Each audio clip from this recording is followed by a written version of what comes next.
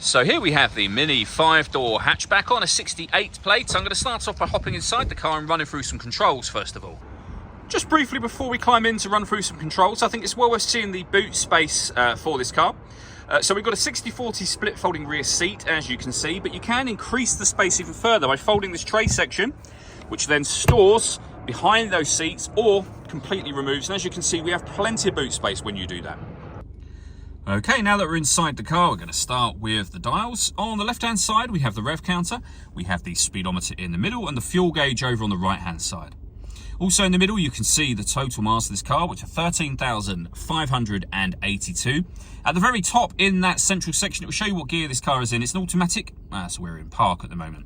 You can have various bits of trip computer and fuel economy information displayed in this section as well. You can also have a digital readout for the speedometer, as you can see just there.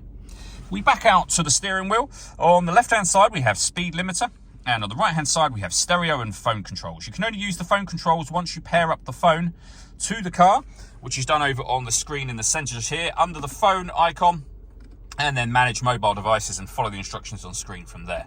All the movement I'm making on the screen is being done using this dial and the collection of buttons that surround it. You can do virtually everything from the dial. So you can rotate it, for example, to your radio and media, which is where you'll find all your different music settings. And you'll see there we've got DAB and FM radio, Bluetooth audio, so you can stream your music wirelessly, and USB input as well. So plenty of ways to listen to your music in this car. And then we're at various bits of mini trip computer and car information available too. Main volume for the stereo is just there. And then beneath that, we have dual zone climate control. So you can adjust the passenger and driver temperature. You can increase and decrease the fan speed. You can determine what direction you'd like the air to be distributed in. And when you're happy with those settings, that's your air conditioning on or off. When it's turned on, you can hit auto. The car will now take control of the direction of the air and the fan speed to maintain the temperatures you've asked for. If you press auto again, you'll go back to whatever setting you had it on previously. Beneath here, we've got a heated driver's seat with 3 different heat settings, and the same over there for the passenger side as well. Beneath that, we can start and stop the engine.